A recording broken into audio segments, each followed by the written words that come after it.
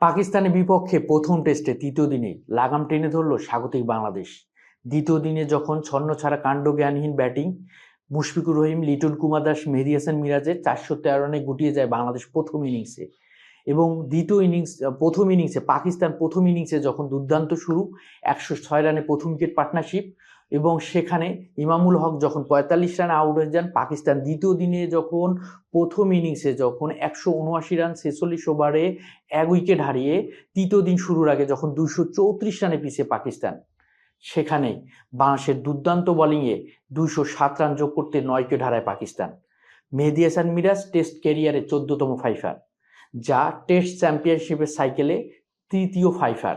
এবং সেখানে মেহেদী হাসান মিরাজের দুর্দান্ত বোলিং, তাসকিন আহমেদের দুর্দান্ত বোলিংয়ে পাকিস্তান 9 উইকেট হারায় 207 রান সংগ্রহ করতেই। সেখানে 210 রানের দ্বিতীয় উইকেটের পতন, এবং সেই ব্রেক থ্রুটায় তৃতীয় দিনে প্রথম সেশনে আনেন তাসকিন আহমেদ। অফ স্টাম্পের বাইরের একটা বল, এক্সট্রা বাউন্স, ব্যাটের কানায় লেগে স্লিপে আউট হন আজান। এবং পাকিস্তানের টেস্ট খেলোয়াড় হিসেবে অভিষেক টেস্টেই 14তম খেলোয়াড় হিসেবে সেঞ্চুরি তুলে নেন আজান। সেখানে 165 বলে 103 রান করেন আজান। এবং তারপরে যদি আমরা দেখি শান মাসুদের উইকেট, এবং 226, 227 এবং 230-এর মধ্যে 4 রান তুলতে পরপর 3 উইকেট। মেহেদী হাসান মিরাজের 2টি এবং নাহিদ রানার 1টি উইকেট। সালমান আলী আগা আউট হয়ে যান 58 রানে, যে সালমান আলী আগা 0 রানে লাইফ পেয়েছিলেন। তাসকিনের সেই নো বলটা যদি না হতো, সালমান আলী আগা 0 রান আউট হয়ে যান। এবং আবদুল্লাহ ফজর দুর্দান্ত ব্যাট করে আবদুল্লাহ ফজর 120 বল 60 রান করে আউট হয়ে যান। এবং আমরা যদি দেখি শান মাসুদ 9 রান, সাউথ শাকিল 0 রানে আউট হয়ে যান। এবং দুর্দান্ত একটা পার্টনারশিপ গড়েন, 6th wicket partnership Mohammad Rizwan এবং সালমান আলী আগা। 165 বলে 119 রানে পার্টনারশিপ, এবং যেখানে 3টা পার্টনারশিপ পায় পাকিস্তান। সেখানে প্রথম উইকেট পার্টনারশিপ 106 রানের, দ্বিতীয় উইকেট পার্টনারশিপ 104 রানের, এবং ষষ্ঠ উইকেট পার্টনারশিপ 119 রানের, যেটার উপর ভর করে পাকিস্তান 386 রান সংগ্রহ করে 27 রানের লিড পায় বাংলাদেশ।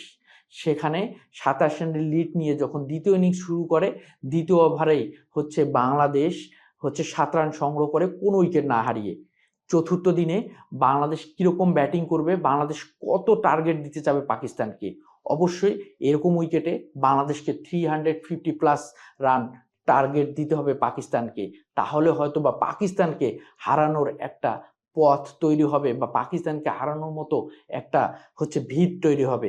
আমরা যদি দেখি প্রথম সেশনে পাকিস্তান 75 রানে 4 উইকেট হারায়, খুব ভালো শুরু করতে পারেনি, ভালো কিছু দেখাতে পারেনি প্রথম সেশনে। এবং দ্বিতীয় সেশনে দুর্দান্ত ব্যাট করে সালমান আলী আগা এবং মোহাম্মদ রিজওয়ান। সেখানে মোহাম্মদ রিজওয়ান 58 রানে আউট হয়ে যান 79 বলে, এবং সেখানে 98 রান তুলেন 1 উইকেট হারিয়ে। এবং তৃতীয় সেশনে একদম 386 রানে গুটিয়ে যায় পাকিস্তান।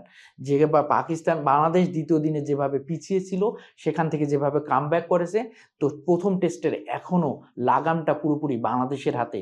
সেখান থেকে তীরে তরিটা ফেরানোর জন্য কতটুকু ভালো কিছু করতে পারবে বাংলাদেশের ব্যাটসম্যানরা, সেটাই কিন্তু দেখার বিষয়। আল্লাহ হাফেজ।